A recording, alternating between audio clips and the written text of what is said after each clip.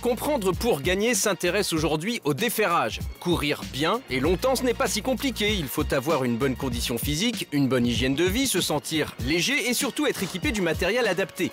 Et ce qui est valable pour un cheval l'est aussi pour un homme. Combien? 2h53. C'est bon, c'est de la perte ça. Ouais, sur 5 km, tu peux faire mieux quand même, hein. Attends, je suis au max. Tu veux pas commencer par enlever ça? Enlever quoi? Ça? Attends, mais t'es fou, tu sais combien ça coûte une paire de jogging aujourd'hui? Moi, ça fait 10 ans que je tourne avec ça. C'est nickel, ça n'a pas bougé. Écoute, c'est toi qui vois, hein, mais tu ferais un sacré gain niveau poids. Niveau poids, tu connais quoi niveau poids, toi? Tu crois?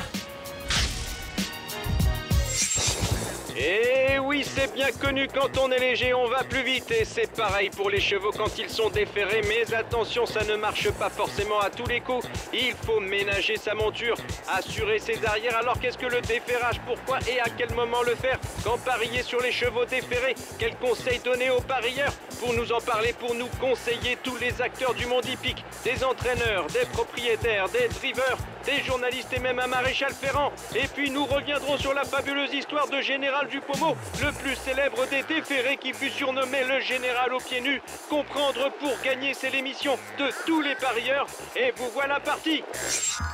Salut. Salut. Tu vas à Cabourg ce week-end? Normalement, ouais. Ah bah t'auras moins froid qu'ici, hein. Et en plus, tu vas pouvoir te baigner. Et je vais surtout pouvoir courir déferré sur la plage. Le kiff. C'est vraiment si agréable que ça? Si c'est agréable, bah mon pote sait comment enlever ses pompes en rentrant du boulot. Mais alors, pourquoi tu cours pas tout le temps déferré? Ah, ça me dépasse. Demande à mon entraîneur ou au driver. Ah, ok. Ok, merci, vieux. Pas de quoi.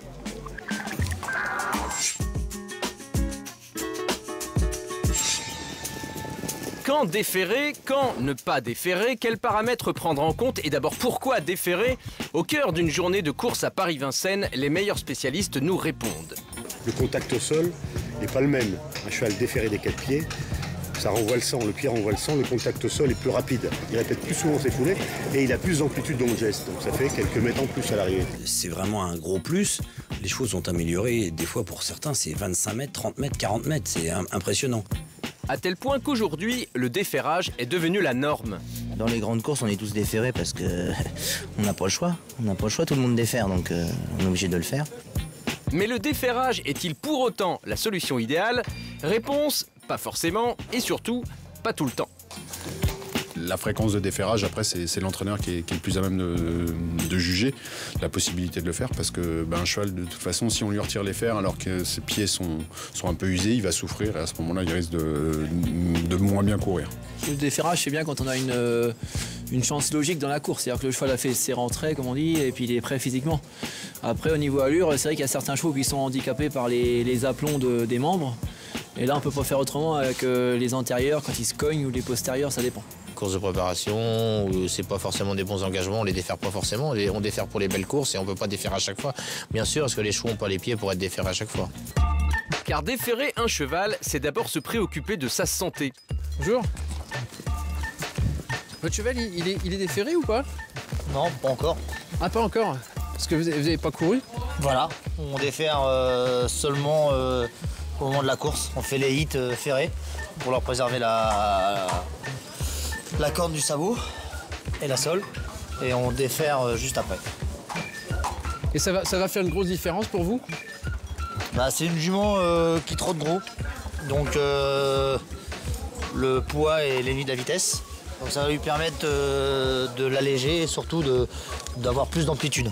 Ouais. Et donc un gain de vitesse aussi pour vous, je suppose? Et un gain de vitesse pour elle et pour moi, quoi. Bref, vous l'aurez compris, ferrer ou déferrer, c'est un métier. L'homme qui travaille le plus un jour de course, c'est le maréchal Ferrand, l'expert en ferrage et déferrage. Rencontre avec Franck Prissette. La place ici, c'est assez hard. Hein. Quand ils s'y mettent, attention. Hein. Ouais. Faut être en condition. Hein. J'imagine, ouais, ça fait les bras. Hein. Ah, faut bouger. Hein. Les chevaux les uns derrière les autres. Faites attention, je tourne. Si Franck est tant mis à contribution, c'est parce que tous les entraîneurs ou presque lui demandent de déferrer. Et ceci pour une bonne raison. quand il n'aura plus de poids, son antérieur, plutôt que de monter au genou, va passer sous le genou. Donc c'est ça qui va lui faciliter son action. Il va déjà gagner du temps et il se fera pas mal.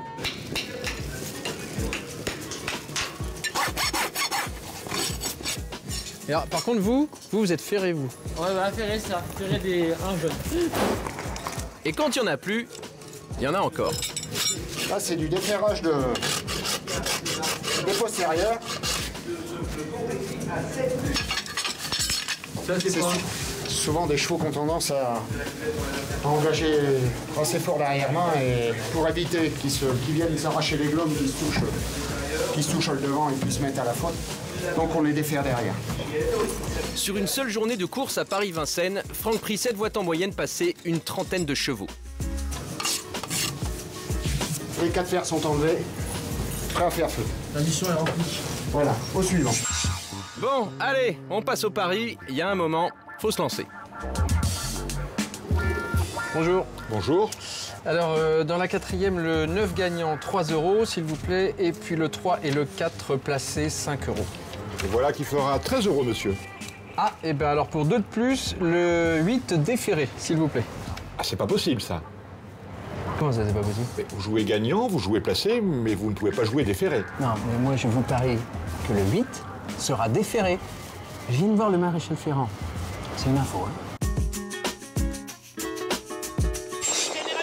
L'un des plus célèbres déférés des trotteurs est sans nul doute Général du Pommeau. Le 30 janvier 2000, Général du Pommeau, drivé par Jules Lepentier, va entrer dans l'histoire de la plus prestigieuse course de trot attelé au monde en remportant le prix d'Amérique. Une star est née, le destin du général aux pieds nus, à belle allure. Dans leur sillage où se trouve Général du Pommeau, eh bien Général commence à attaquer maintenant, 5e position à l'extérieur. On va prend le commandement, c'est incroyable ce qu'il fait aujourd'hui, le Général est là, en 2e position, tout près il y a First Red, un peu plus loin on attend avec le numéro 12, John 4 qui donne des signes de lassitude. C'était un crack qui devenait presque un phénomène, déféré des 4 pieds. À mon avis, ce jour-là, il était intouchable, le cheval. Et Galopin du Ravary, qui va certainement participer à l'arrivée. Un petit peu plus loin, Fidem Zambra tente de revenir avec le 4 fait le Biron. Général du Pommeau qui maintenant va tenter de prendre l'avantage sur Varenne en 3e position. Galopin du Ravary extraordinaire, vous l'avez dit. Remington Crown 4e avec First Lorenz. Et puis nous avons ensuite Nevelé Sireo. Général du Pommeau est bien parti pour s'imposer. Le sol lui brûlait les pieds, quoi. C'était comme Carl Lewis pour le 100 mètres, quoi. Il volait le cheval. Avec Général du Pommeau qui sans incident maintenant va remporter ce 79e prix d'Amérique. En 2e position, Galopin du Ravary qui va tenter de battre Varenne. Remington Crown est assuré de la 4e place alors que Fédmiron termine fort en 5e position. Général du Pommeau, on a vu Jules Lepentier se retourner vers l'écran géant. Il va s'imposer 2e place pour le 3 Galopin du Ravary. Il le déférait une fois ou deux par an parce qu'il avait peut-être pas des très bons pieds. Mais il a gagné le prix d'Amérique comme un phénomène. Il l'a arrêté 100 mètres après le poteau, il volait le cheval. Lui, ça avait une incidence. Général du Pommeau fut surnommé le général aux pieds nus en raison de son exceptionnel talent lorsqu'on le déférait. Ses battues en devenaient presque invisibles à l'œil non averti, c'est devenu un modèle, la référence de sa discipline. Ils ont fait le film Le Général aux pieds nus sur la plage.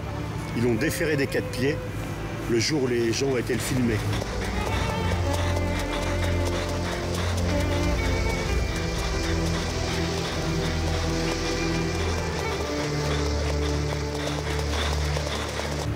Le cheval allait tellement vite, on ne voit plus ses jambes, tellement il va vite, ses antérieurs. On croit qu'on a accéléré le film. Et c'est faux parce que si vous regardez les vagues, le rythme des vagues derrière Général du Pommeau à la mer, les vagues sont toujours sur le même rythme. Donc le film n'est pas accéléré, donc c'est le cheval qui va vite. Il a un jeu de jambes extraordinaire. Au-delà de la légende du général aux pieds nus, déférer un cheval est désormais considéré comme un avantage certain au départ d'une course.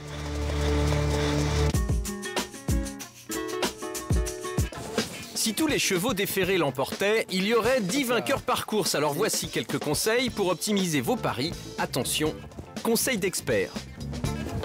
Quand vous voyez une grande écurie avec un bon driver derrière un cheval qui a déféré les 4, je pense que c'est quand même un atout et bien sûr c'est un indice. L'entraîneur s'il défère, c'est que c'est pas une course de rentrée, c'est quand même une course visée, il essaie de mettre tous ses atouts de son côté. Donc je pense qu'il faut les suivre. C'est un paramètre important en tout cas. Oui, tout à fait. Depuis quelques années, on s'aperçoit que l'arrivée dans les 5 premiers, il y a au moins 3 chevaux déférés, quoi. Un cheval qui est déféré pour la première fois, il y a des fois ça l'améliore beaucoup, donc c'est quelque chose à prendre en considération. Déjà, ce qu'il faut faire, il faut avoir un journal avec des performances pour pouvoir voir si le cheval était déféré lors de ses sorties précédentes. Mais attention, journal et superstition ne font pas bon ménage. Vous aurez beau tout essayer, le pendule, le trèfle à 4 feuilles, le fer à cheval et même la boule de cristal, plus les calculs les plus tordus sur la base de statistiques de vous seuls connus, sans compter le très aléatoire appel aux cartes de tarot, rien n'y fera. Lorsque la réalité aura décidé de rattraper votre superstition, ça risque de laisser des traces. Non, faites plutôt appel à de vrais spécialistes. Le 8 Le 8 gagnant. Dis donc, tu sais que le 8 est non partant? Vous regardez, si le cheval était déferré lors de ses bonnes sorties et que vous voyez qu'il est ferré, en général, c'est mauvais signe, il vaut mieux pas le jouer. Alors que le contraire, s'il était ferré lors des dernières sorties et qu'il est déferré cette fois-ci, en général, c'est bon signe. Évidemment, s'il y a 18 partants et il y en a 17 déferrés, il y aura toujours 3 chevaux à l'arrivée et 5 dans le quintet. Donc il faut quand même faire le papier, il faut étudier. Ça ne veut pas dire parce qu'ils sont déferrés qu'ils vont tous gagner, c'est une évidence. Et quand vous serez à peu près certain d'en savoir suffisamment pour vous lancer, il restera quelques petites choses à affiner. La preuve, lorsque le champion Reddy Cash a remporté les 2 derniers prix d'Amérique en 2011 et 2012, il était ferré des 4 pieds. Il y a des chevaux qui sont également aussi performants ferrés que déferrés, enfin, ou du moins qui arrivent à obtenir des bons résultats en étant ferrés, donc il n'y a pas de règle intangible. C'est aux parieurs d'analyser un petit peu les performances passées du cheval. Tiens, une dernière info. Je me souviens que lors du meeting d'hiver 2010-2011, donc il y a maintenant presque 1 an et demi, au mois de décembre, il y a eu 25 ou 26 quintés, où il y a eu 24 gagnants déferrés. Un seul a gagné en étant ferré. Donc c'est vous dire un peu comment que ça se passe à Vincennes. Et voilà, maintenant, c'est à vous de jouer. Bah, qu'est-ce que tu fais? Eh ben, je récupère des tickets là, tu vois, c'est pour mes stats en fait, je suis en train de bosser là. Vas-y, montre. Oh là là, le 7 qui revient tout le temps. Pourquoi je l'ai pas joué, le 7? Le 7, c'est le prix d'un café et d'un sandwich. T'es en train de me montrer des tickets de brasserie. Ah mais c'est pour ça alors que c'est tout le temps café crème et jambon beurre qui gagnent?